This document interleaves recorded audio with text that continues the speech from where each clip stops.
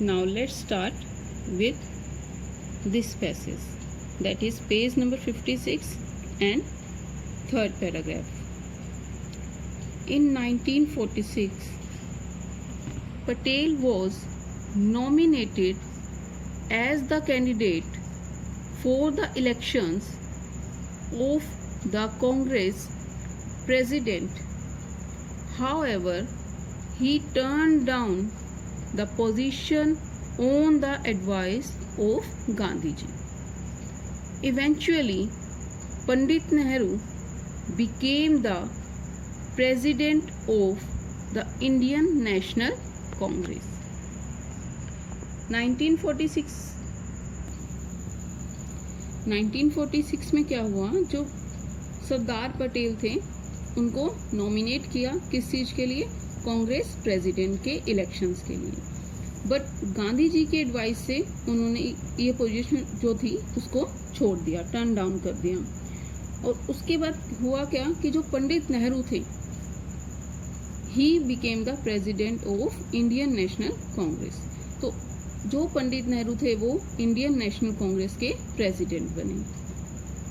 India became free on 15 August 1947.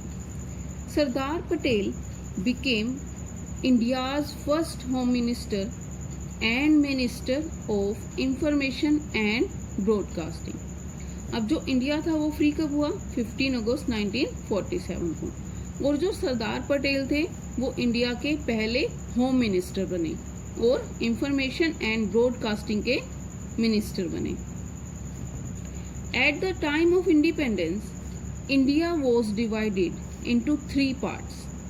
The first was directly under the control of the British government. The second were the territories ruled by hereditary rulers. And the third were the territories colonized by France and the Portugal. अब जब भारत आज़ाद हुआ, जिस time उसको आज़ादी मिली, तो जो India था वो 3 पार्ट में डिवाइड हो गया। अब जो फर्स्ट पार्ट था उस पर किसका कंट्रोल था, जो ब्रिटिश गवर्नमेंट थी। उसके बाद जो सेकंड पार्ट था उस पर जो हेरिडिटरी रूलर्स थे, मींस जो पीढ़ी दर पीढ़ी जिसको हम बोलते हैं, उनका जो था वहाँ पर उनका शासन हुआ।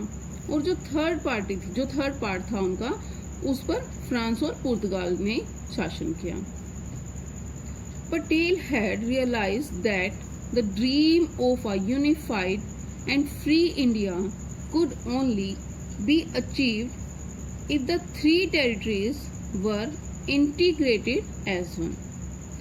Blessed with the practical acumen, great wisdom, and political foresight, he took up the uphill task of unifying India. अब सरदार पटेल ने क्या फील किया, क्या रियलाइज किया कि उनका जो सपना था कि जो भारत है वो एक ही होना चाहिए, जो और आज़ाद होना चाहिए। लेकिन अब उनको क्या लगा कि ये एक तभी हो सकता है कि जो ये 3 पार्ट हुए इंडिया के, ये सभी जो हैं वो इंटीग्रेट हो जाए, वो कंबाइन हो जाए, एक ही हो जाए।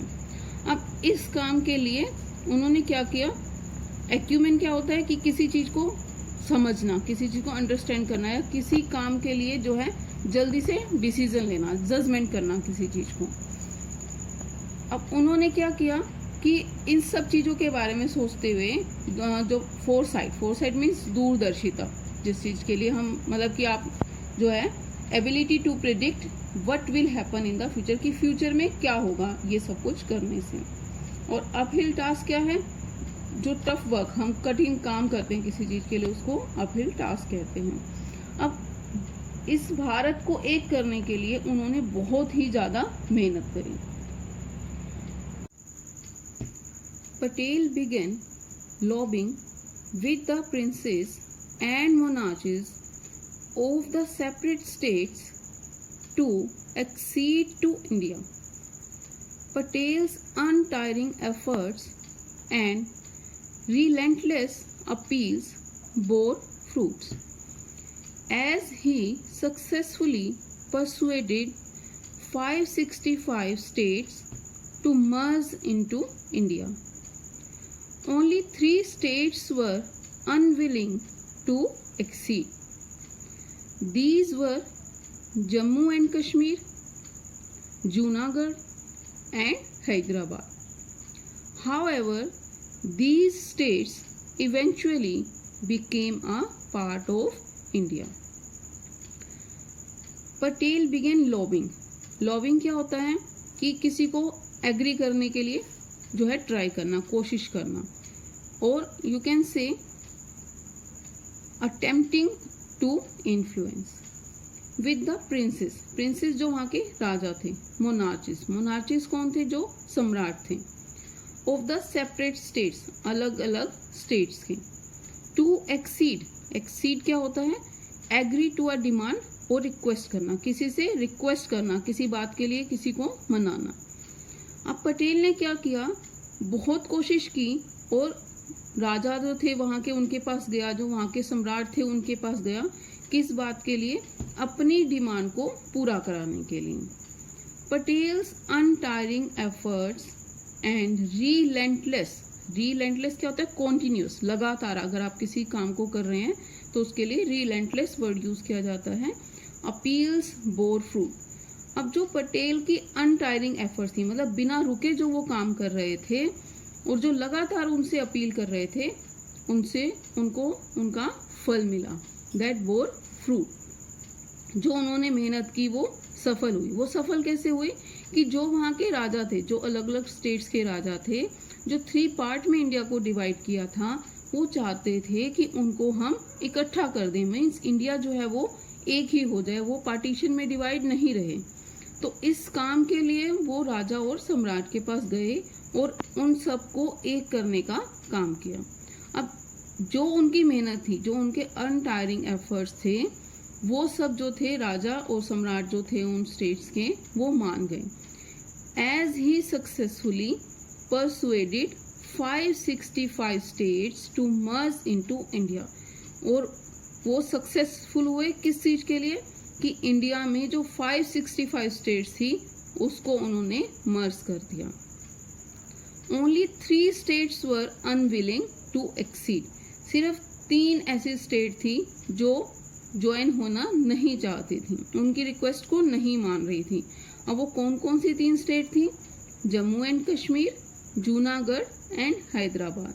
ये 3 स्टेट थी जो नहीं चाहते थे कि हम इंडिया में जो है कंबाइन हो जाए. लेकिन आखिर में हुआ क्या? कि these states eventually became a part of India. ये तीनों स्टेट्स भी जो थी वो मान गई कि वो इंडिया का पार्ट बनेंगी. Patels health started declining in summer of 1950. 1950 में जो पटेल थे उनकी हेल्थ जो थी वो गर्मी के कारण गिरती गई, वो बीमार होना स्टार्ट हो गई. It gradually worsened and he had to be flown to Mumbai. अब वो धीरे धीरे बहुत ही ज़्यादा खराब होती गई और क्या हुआ कि वो मुंबई जो थे वो वहाँ पर एडमिट हो गए. Where he recuperated at Birla house. अब रिकपरेटेड का मतलब क्या है? बी हेल्दी मीन्स थोड़ा सा रिकवरी हुई, उनकी जो बीमारी थी वो थोड़ा सा वहाँ पर ठीक होने लगी. Sardar Patel breathed his last on 15 December 1950 after a massive heart attack. उन्होंने अपनी आखिरी सांसें ली 15 दिसंबर 1950 को. किसके कारण? उनको एक मैसिव, बहुत ही ज़्यादा मेजर हार्ट अटैक हुआ और उस दिन जो थी ही डाइड ऑन 15 दिसंबर 1950. उस दिन उनकी डेथ हो गई. Sardar Patel was posthumously awarded India's highest civilian award. उनकी डेथ के बाद, सरदार पटेल की जब डेथ हुई तो उसके बाद उनको एक सिविलियन अवार्ड मिला. कौन सा अवार्ड मिला? भारत रत्न अवार्ड मिला 1991 में. His birthday, which falls on 31st October, is celebrated as राष्ट्रीय एकता दिवस और नेशनल यूनिटी डे. उनका जो बर्थ है मीन्स जो 31 अक्टूबर को उनका बर्थडे होता है, उसको किस ढंग से मनाते हैं? राष्ट्रीय एकता दिवस, या आप ये कह सकते हैं national unity day. So dear student, reading of this chapter is completed here. After this we will start word meaning, and you have to write these word meanings in your reader notebook from your book. So listen carefully about the word meanings.